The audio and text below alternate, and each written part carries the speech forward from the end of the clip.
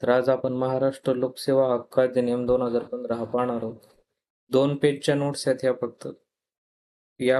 या नोट्स आहेत ह्या मी ऑफिशियल गॅझेटमधून बनवलेल्या आहेत आणि यामध्ये मी सर्व आत्तापर्यंत आयोगाने विचारलेले PYQ प्लॉट केलेले आहेत. आपल्याला हे जे येलो हायलाइट दिसत आहे, हे येलो हायलाइट म्हणजे हा PYQ आलेला आहे, हे लक्षात घ्या तुम्ही. तर मग आपण हा कायदा पाहूयात. सर्व फॅक्ट एकत्र दिलेले आहेत. जास्त एकच क्वेश्चन येणार आहे. ग्रुप बी मेन्सला पण येतो आणि ग्रुप सी मेन्सला पण येतो.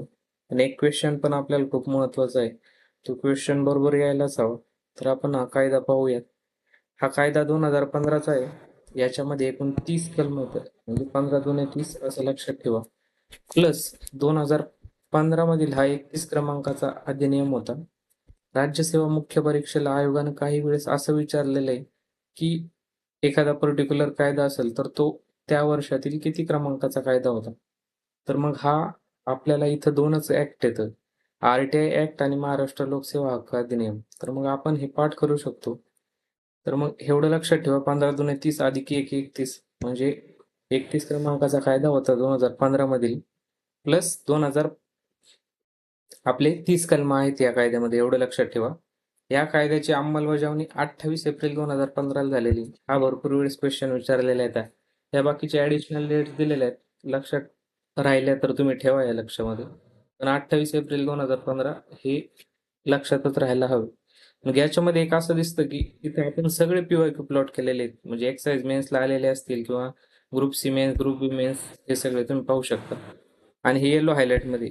तर मग इथं बघा की डेफिनेशन वरती आयोगानं एकाही वेळेस क्वेश्चन विचारलेला नाही. एकच क्वेश्चन विचारणार आहे ते स्ट्रक्चर वरती जास्त वेळेस प्रश्न विचारू शकता. मग अपील कसं करायचं, याच्यामध्ये किती दिवस आहे, दंड किती आहे, याच्यावरती प्रश्न विचारू शकतात.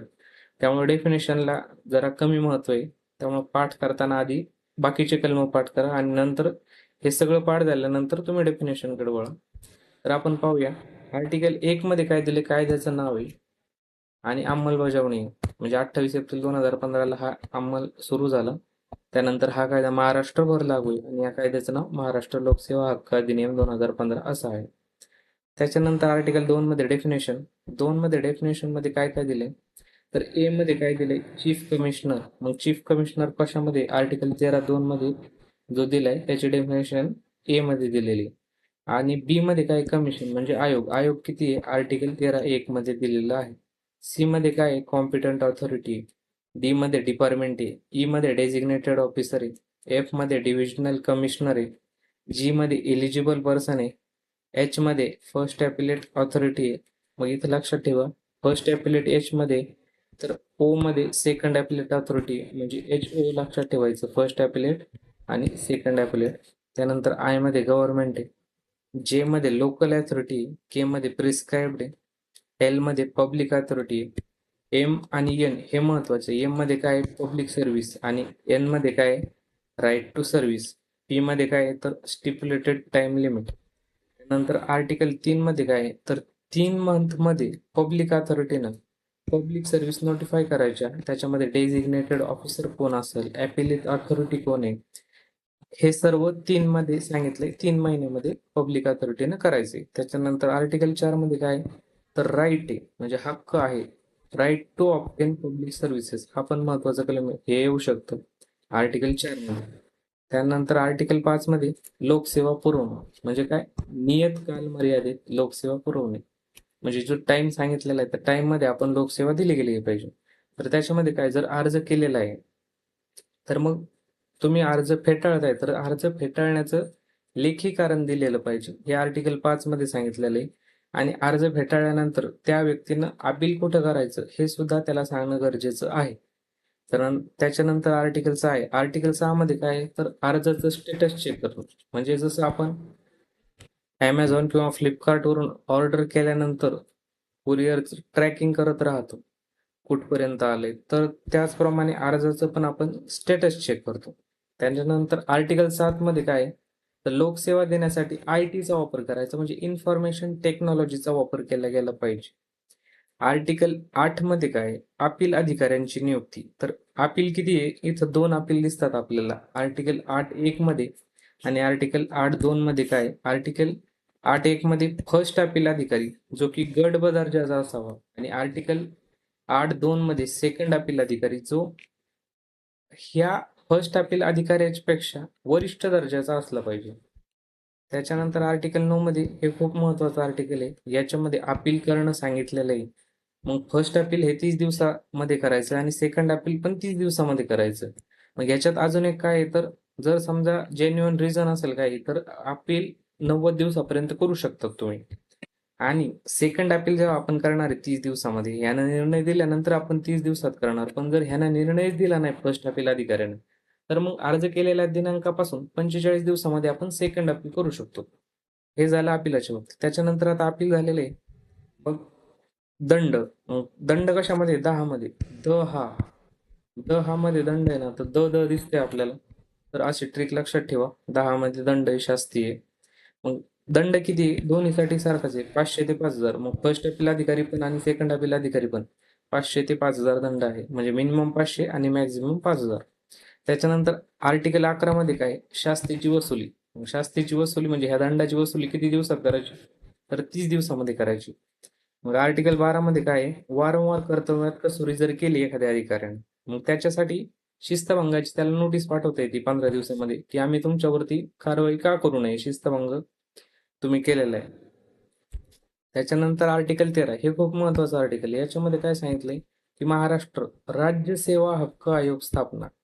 याच्यावरती सुद्धा प्रश्न विचारलेला आहे, कोणता आयोग स्थापन करणार आहे? कोणता आयोग आहे? राज्य सेवा हक्क आयोग आहे. मग आर्टिकल 13.2 मध्ये काय तर रचना आहे. रचनामध्ये काय सांगितलेलं आहे त्यांनी, की राज्य मुख्य सेवा हक्क आयुक्त. मग मुख्य सेवा हक्क आयुक्ताचा अधिकार क्षेत्र काय आहे? मुंबई शहर, उपनगर आणि जिल्हा. हे फक्त मुख्यच आहे. मग त्याच्यानंतर उर्वरित महाराष्ट्रासाठी काय केलेलं आहे त्यांनी? प्रत्येक महसूल विभागासाठी एक राज्य सेवा हक्क आयुक्त असेल. म्हणजे आपली जर 6 महसूल विभाग आहेत ना, तर 6 हक्क आयुक्त असतील. त्याच्यानंतर यांची शिफारस कोण करणार? तर शिफारस करणार सीएम, विरोधी पक्षनेता आणि कॅबिनेट मिनिस्टर. हे शिफारस सेम कोणाला करतात? तर स्टेट इन्फॉर्मेशन कमिशनर आहे ना, त्याच्यासाठी पण हेच शिफारस करतात जे आरटीआय ऍक्ट मध्ये. त्यांची नियुक्ती कोण करणार? राज्यपाल करणार आणि हे शिफारस करणाऱ्या समितीचे अध्यक्ष हे सीएम असतील. आर्टिकल 14 मध्ये काय? तर पदावधी म्हणजे कालावधी काय आहे त्यांचा? 5 वर्ष आणि 65 वर्ष. पुनर्नियुक्ती नाही. आरटीआय ऍक्ट मध्ये जे स्टेट इन्फॉर्मेशन कमिशन असतील किंवा सेंट्रल इन्फॉर्मेशन कमिशन असतील, त्यांचा कालावधी 3 वर्षे हे लक्षात ठेवा. पण इथं आपल्याला लक्षात ठेवायचं, इथं 5 वर्षे.